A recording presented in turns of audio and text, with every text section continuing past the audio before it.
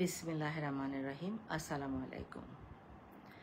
আমি রিজওয়ানা ইউসুফ, একজন মা। আজকে আপনাদের সামনে আমি একজন মা হিসেবে প্রথমবারের মতো আসলাম। আমার ছেলেকে আপনারা সবাই চিনেন, ফারাজ করিম চৌধুরী, যাকে আপনারা মানবতার ফেরিওয়ালা বলেন আপনারা নিজেদের ভালোবাসার থেকে।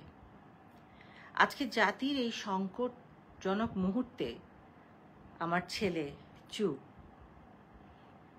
এটার কারণ মা হিসেবে আমি অন্তত জানি।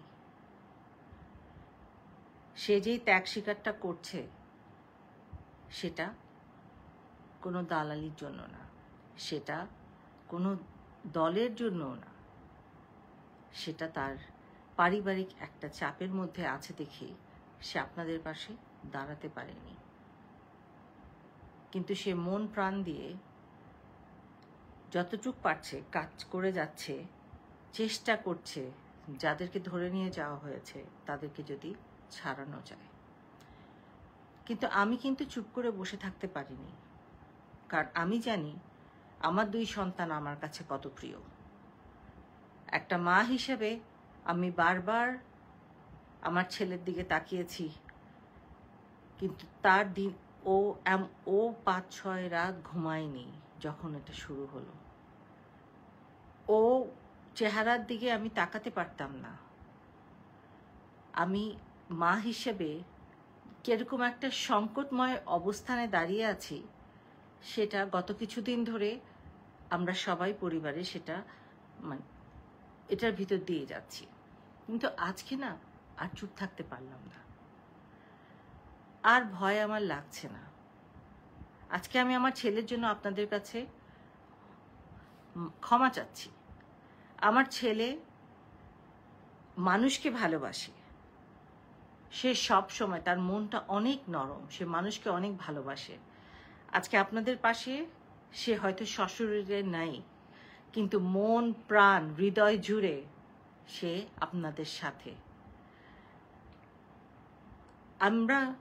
আমি আমার ছেলে হয়ে আমি লজ্জিত, আমি আজকে লজ্জিত বলছি নিজেকে, মা হিসেবে আমি লজ্জিত আপনাদের সন্তানকে সাথে আমার ছেলেকে পাঠাতে পারিনি।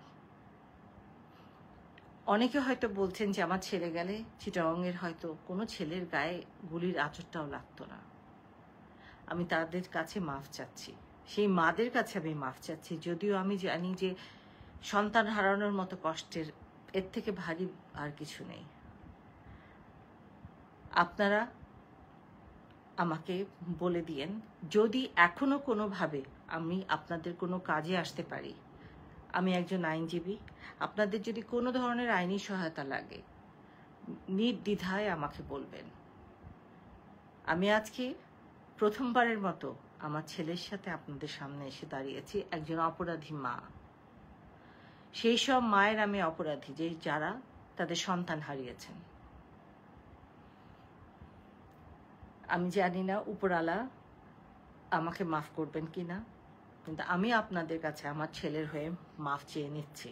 আপনাদের কাছে আমি করজোড়ে মাফ চাচ্ছি।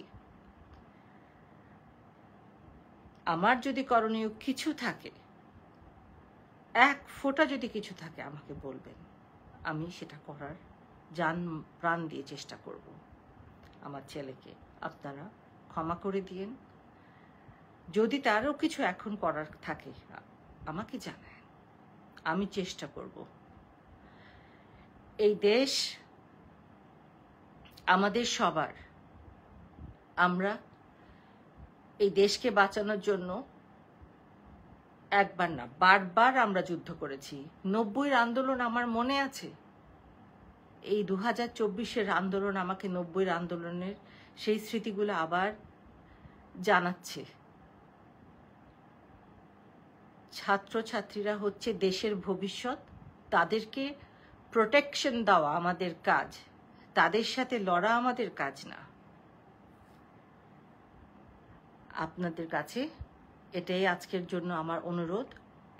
আপনারা আমাকে জানাবেন, ভালো হোক মন্দ হোক আমরা এই দেশেরই মানুষ, ভুল ত্রুটি আমাদেরই হয়, শুধরানো আমরাই নিজেদের করতে পারি। আমার ছেলের হয়ে আমি আবার আপনাদের কাছে ক্ষমা চাচ্ছি। যদি কিছু করতে পারি জানাবেন। আমি একটু কথা বলি।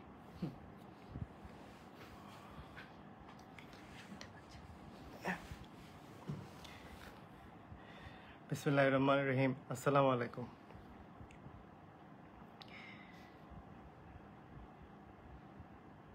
আমি আমার জীবনে আমি যখনই আপনাদের জন্য কাজ করেছি,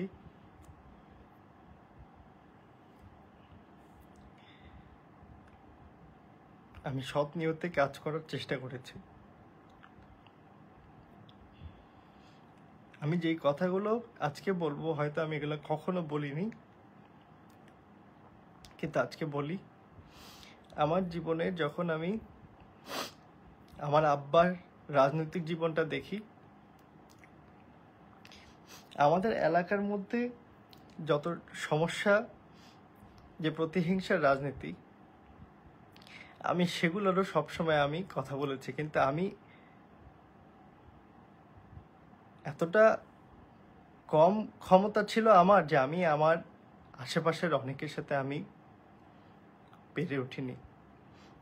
এটারই একটা জিনিস এবার আমি সাফার করলাম। আমাদের এই স্টুডেন্ট আন্দোলন হওয়ার সময় আমাদের এলাকায় কিছু কিছু ছাত্র শুধুমাত্র কোটা আন্দোলনের পক্ষে পোস্ট করছে বলেও তাদের উপর হামলা হয়েছে। আমি জানি না কেউ সাক্ষী দিবে কিনা, কিন্তু আমি কয়েকজন ছাত্রের জন্য আমি পরবর্তীতে সবার সাথে আমি যুদ্ধ করে আমি তাদের জন্য কাজ করেছি। আমার অনেক বড় ব্যর্থতা সব সময় ছিল। আমি জীবনে বেশিরভাগ সময় আমি আপনাদের জন্য কাজ করতে গিয়ে ব্যর্থ হয়েছি। তবে এই আন্দোলনে আপনাদের পাশে না থাকতে পারা আমার জীবনের সবচেয়ে বড় ব্যর্থতা।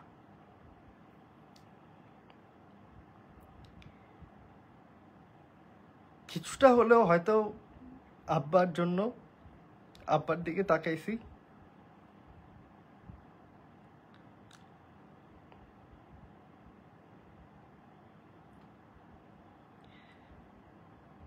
তবে আমি ভিতরে ভিতরে আমি কাজ করার চেষ্টা করছি। চিটংয়ে গুলিবিদ্ধ, আমি আপনাদেরকে নামগুলো দিব, একজনকে যখন আহত একজনকে হেল্প করার চেষ্টা করছি, ছেলেটা ঘাড়ে গুলি খাইছিল। ও গুলি খেয়ে রিকভার করে বাসায় যখন গেছে ওকে পুলিশ হয়রানি করছে। আবার আমি ওকে চেষ্টা করছি আমার মতো করে একটা জায়গায় রাখতে। চট্টগ্রামে আমাদের এলাকায় যেসব ছেলেদের বাড়িঘর এর উপর হামলা হয়েছে, একে একে করে চেষ্টা করছি তারা যাতে আবার বাড়িতে ফিরে যেতে পারে। এবং আমি কোনোদিনও এই কথা বলিনি যে আমাদের এলাকায় সব ঠিক। আমাদের এলাকার প্রতিহিংসার রাজনীতি অনেক বেশি। তবে আমি আপনাদেরকে একটা কথা বলি, আমি কখনো আমার জীবনে আমার সাথে যারা ছিল কেউ কোনোদিন এই কথা বলতে পারবে না যে আমি এইসবের কোনোদিন সমর্থন দিছি।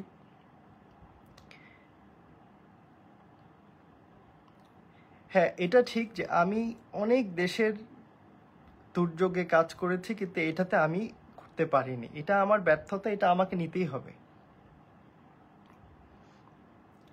আমি আহত কিছু শিক্ষার্থীদের কাজ করার চেষ্টা করছি। একটা কথা আজকে আপনাদেরকে বলি, গতকালকে চট্টগ্রামের ছেলেটার বাড়ি গোপালগঞ্জ, তবে চট্টগ্রামে পড়ে। মিরপুর 1-এ মাসনুন নামে একটা ছেলেকে গ্রেফতার করে নিয়ে যায়। আমি জানি না এটা কেউ সাক্ষী দিবে কিনা। আমি 2 দিন ধরে আমি প্রথমে আমার পরিচিত যাদের কাছে ওর জন্য বলি, ও কিন্তু কিছু করেনি, যে আঁকাআঁকি করছিল। ওর ভাইয়ের সাথে যোগাযোগ করি। পরবর্তীতে একজন শিক্ষকের সহায়তায় ও ছুটে আসে। আমি অনেকগুলো পারিনি। আমি 7-8 জন যারা আহত, যারা প্রতিহিংসার শিকার হচ্ছিল, একজন ছাত্র আরমান, তার বোন আমাকে ফোন করে বলছে যে কোতোয়ালিতে ধরে নিয়ে গেছে।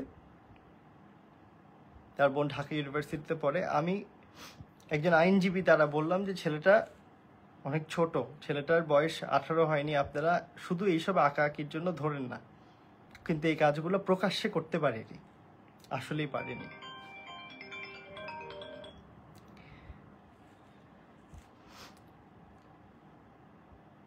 এটা একটু সাইলেন্ট রাখি।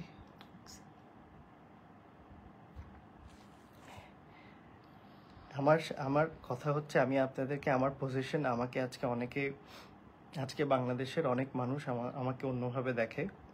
আমি আমার পজিশনটা বলি। আমার পজিশন একটা একদম ক্লিয়ার, যে ছাত্রদের উপর যেই প্রথম কথা হচ্ছে, ছাত্রদেরকে যেভাবে গুলি করা হচ্ছে, হত্যা করা হচ্ছে, এটা কোনোভাবে আমি মেনে নিতে পারি না।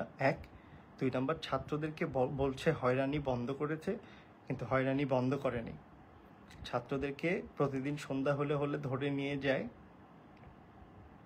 আমি বলে দিচ্ছি আপনাদেরকে, কোতোয়ালি থানা, চট্টগ্রাম, এমনকি চাঁদগাঁও থানাতেও একজনকে আমি অনুরোধ করে, আমার তার কোনো উপায় নেই, আমি বোঝাই যে উনি কিছু করে নেই, আমি চেষ্টা করছি। আপনারা আজকে আমার কোনো লাইভের কোনো প্রিপারেশন, আজকে আমাকে আম্মা আমাকে বললো যে তুমি পুরো বাংলাদেশের মানুষের কাছে আজকে এরকম হয়ে গেছো। আমারও তো দুঃখ লাগে, আমার খারাপ লাগে, কিন্তু আমি দোষ করছি এটা নিয়ে আপনাদের সাথে আমার কোনো দেখেন, আমার ভালোবাসাগুলো যেগুলো আপনারা দিছেন, এবারও আমি আপনাদেরকে একটা কথা বলি। আমি যখন লন্ডনে গেছিলাম কিছুদিন আগে, তো ওখানে আমি যে অনেক দোকানপাটে গেলে বাঙালিরা টাকা নিত না, বলতো যে আপনি আমাদের এলাকার জন্য করছেন, ভালো কাজ করছেন। তা আমি চিন্তা করতাম যে আল্লাহ আমাকে আপনাদের মাধ্যমে এত সম্মান দিছে। আমি আজকে এই কথাগুলা আপনারা অনেকে, আমি জানি আপনারা এখনো আমাকে অনেকে খারাপ বলবেন, আমি মাথা পেতে নেব। আমি ওই ধরনের না যে আপনাদের সাথে আমি কোনো যুদ্ধে যাব। আপনারা যেটা বলবেন, যেভাবে বলবেন,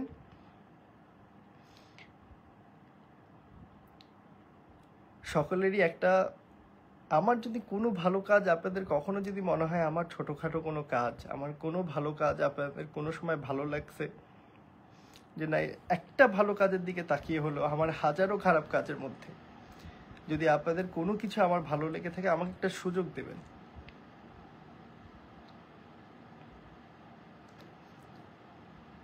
আমি কোনো রাজনীতি করার আপনাদের থেকে কোনো সুযোগ চাই না, আমি কোনো সমাজে কাজও করব না আপনাদের অনুমতিক্রমে, কিন্তু সুযোগ চাই হচ্ছে যে আমি যাতে বাংলাদেশের মানুষের কাছে শত্রু না হয়ে যাই। আমি এই যতটুকু কাজ করছি, যতটুকু সম্মান দিয়েছেন, এটুকুই আমার সমাপ্তি। আমি এর বাইরে আমি নতুনভাবে আপনারা জানেন যে আমার বিবাহিত এখন, যদি অনুমতি পাই, আপনাদের অনুমতি পাইলে ক্ষমার প্রয়াশ্চিত করার চেষ্টা করব। কিন্তু এখন ছাত্রছাত্রীরা আমাকে মেনে নাও নিতে পারে, আমি জানি, আমি এটাও বুঝি, কিন্তু অনেকে তাও ডাকে, কিন্তু আমি চিন্তা করি কোন মুখ নিয়ে যাব। আমি প্রথম থেকে তো ছিলাম না, আর প্রথমে বুঝতে ভুল করছি। আমি প্রথম যেদিন ভিডিও বানাই, আমি ভাবছি কোর্টের রায় দিয়ে এটা শেষ হয়ে যাবে, কিন্তু কোর্টের রায়ের আগে ছাত্রদের উপর আঘাত করা হয়, এবং আঘাত করার সাথে সাথে হত্যা এবং তাদের মৃত্যু হয়। তখন আমার আগের কথাটা পুরোপুরি, এটার আর কোনো দাম থাকে না।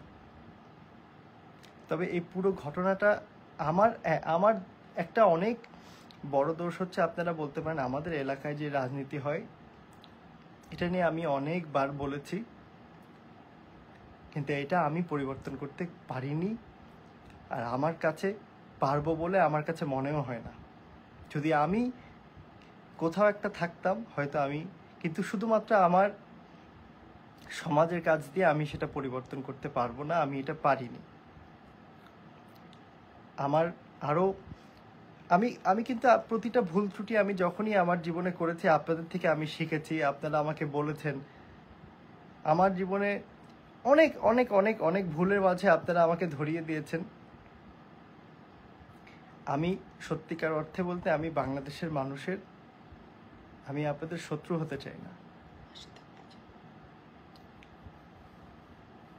আমার যদি সুযোগ থাকে, আমার সুযোগ যদি থাকে, আমি এখন যে কাজগুলো করছি, অনেক ছাত্র, একজন ছাত্র হলেও যদি সাক্ষী দেয় যে আমি ছিলাম বলে তার সুবিধা হয়েছে, এখানে অনেক মানুষের কিন্তু শুধুমাত্র কোটা আন্দোলনে কিছু পোস্ট করাতে অনেকের অসুবিধা হয়েছে। আমি কিন্তু অনেকের সাথে আমার এই কথা অনেকগুলো খুলে বলছি না, অনেকের সাথে আমি যুদ্ধ করে হলেও কিন্তু আমি তাদের পাশে দাঁড়িয়েছি। যাই হোক, আজকে এগুলো বলে আমি আপনাদের থেকে পার পাইতে চাই না। আমি জানি আপনারা আমাকে ভালোভাবে এখন দেখছেন না বা দেখেন না, কিন্তু আমি আপনাদেরকে একটা কথা মন থেকে বলি, আমি অনেক কথা এখন হয়তো শেষ হয়ে যাবে, আমার অনেক কথা ভিতরে রয়ে যাবে, কোনটা রেখে কোনটা বলবো আপনাদেরকে। আমার মা আমার পাশে, আমি ভুল করেছি বলে আমার আম্মাকেও অনেক কিছু শুনতে হয়েছে। আমার এই জায়গাগুলো দেখেন, আজকে আপনাদের সামনে কষ্টে কথা বলছি, কিন্তু কষ্ট আজকে আমার না, কষ্ট তো যে ছাত্রছাত্রীরা আজকে মারা গিয়েছে, হত্যা করা হয়েছে তাদের, আমি জানি। তবে আমার একটা বড় কষ্ট হচ্ছে যে আমি পারিনি, এই পুরো জায়গাটা আমি পাশে থাকতে পারিনি। আমার আম্মা প্রথম থেকেই চেষ্টা করেছে, অনেক কথা বলেছে। আমার আম্মা আমাকে প্রতিদিনই বলে যে আইনের কাউকে যদি সহায়তা করতে পারে আম্মা থাকবে। আমাকে তো হয়তো আপনারা আর সুযোগ দেবেন না, আমার আম্মা থাকবে। কোনো ছাত্রছাত্রীর যদি কোনো আইনি সহযোগিতা লাগে আম্মা থাকবে। আর আমাকে তো, আমি এখন তো আপনাদের সামনে আর মুখ দেখানোর অবস্থায় নেই, তবে কোনোদিন যদি মনে হয় যে আমার কোনো একটা ভালো কাজ বা আমার কোনো একটা ছোটোখাটো একটা কি গুণের জন্য হলেও যদি আপনারা আমাকে একটা সুযোগ দেন, আমাকে যদি বলেন যে আমি কি করতে পারি বা আমার কি করা উচিত সামনে, এখন আমি আপনাদের সামনে সেই ছোটবেলা থেকে, আপনারা আমাকে যখন প্রথম অনেকেই দেখেন 2017-18, তখন আমি এরকম ছিলাম না। আমি একদম আপনাদের সামনে এই পর্যন্ত, আমি কিন্তু আমার একটা জীবনের বড় সময় কিন্তু আপনাদের সামনে।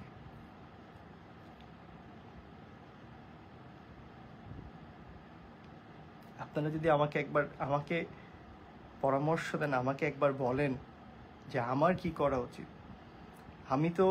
আমি দোষ যেহেতু করে ফেলেছি, আমি আসলেই হয়তো আমি থাকলে হয়তো অনেক ছেলে, যদি আপনারা এই যে সরকারকে, আমার একটা কথা আমি সরকারকে পরিষ্কার বলতে চাই যে আপনারা এই হত্যাকাণ্ড সবগুলোর বিচার, যতই বলেন ছেলেদের হয়রানি থামে নাই। প্রতিদিন রাত্রেবেলা ছেলেদেরকে বাসায় দিয়ে হয়রানি করে।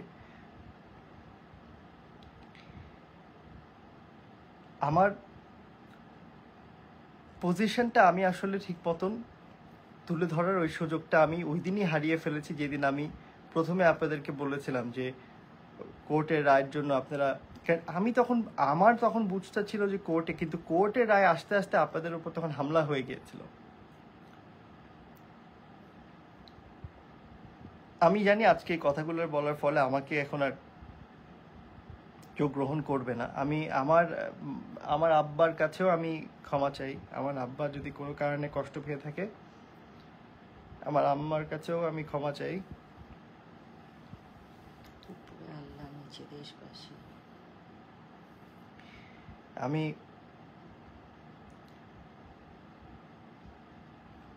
যদি আপনারা অনেকে এরকমও বলেছেন যে আর দেখতে চান না আমাকে, আমি আপনাদের সামনে, আপনারা বললে আমি আর হাসবো না। আমাকে জাস্ট একটা সুযোগ করে দিয়েন কিছু একটা করার, যাতে আমি বলতে পারি যে আমার শেষ কাজটায় আমি ইতিহাসের সঠিক দিকটা আমি কিছু একটা করতে পারছিলাম, যে একটা ছাত্র যখন আহত ছিল তার জন্য কিছু করতে পারছি, কেউ একজন আটকে আছে তার জন্য একটা দাবি জানাতে পারছি। আমাকে কিছু করার একটা সুযোগ দিন, আমি সেটা নেব, এবং নেয়ার পর আপনাদের কাছে আমি হাত জোর করে ক্ষমা চাই। আমি এখান থেকে কারণ আমার কাছে সত্যি কথা হচ্ছে যে আমার আম্মা আমার কাছে উপরে আল্লাহ আর নিচে আপনারা, আমার সম্মানটা আপনারা দিছেন আমাকে, এটা আল্লাহ আপনাদের মাধ্যমে। আমি দেশ বিশেষ যেখানেই গেছি মানুষ যে সম্মান দিছে আপনাদের ভালোবাসার জন্য, নাহলে আমার কোনো কিচ্ছু নাই, আমার কোনো মূল্য নাই। আজকে নিজের ফেসবুক পেজ থেকে আসার সাহস করিনি, এটাই হচ্ছে সত্য কথা। সাহস করিনি। আম্মা ডাকছে, আম্মা আমাকে প্রতিদিন রাত্রে বলে যে বাবা তুমি কোনো কিছু বলো নাই, আমি চুপ করে থাকি।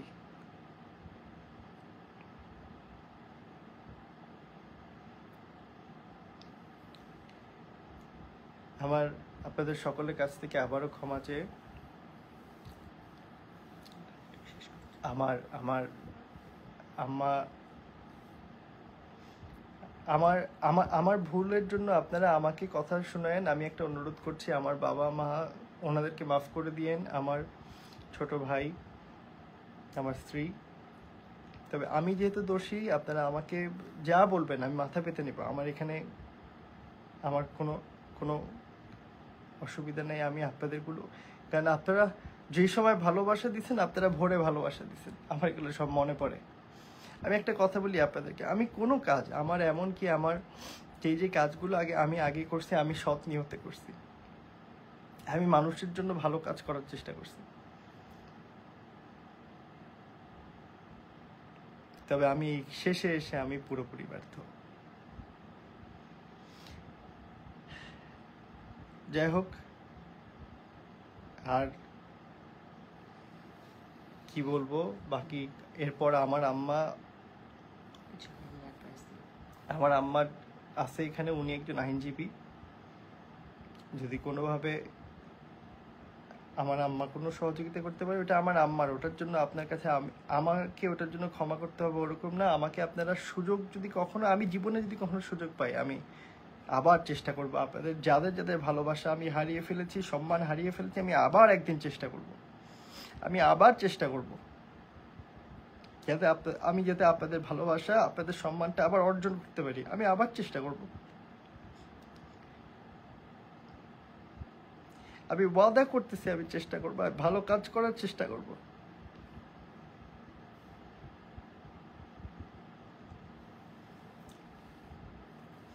আপনাদের থেকে শেষবারের মতো ক্ষমা চেয়ে বিদায় দিচ্ছি। আসসালামু আলাইকুম।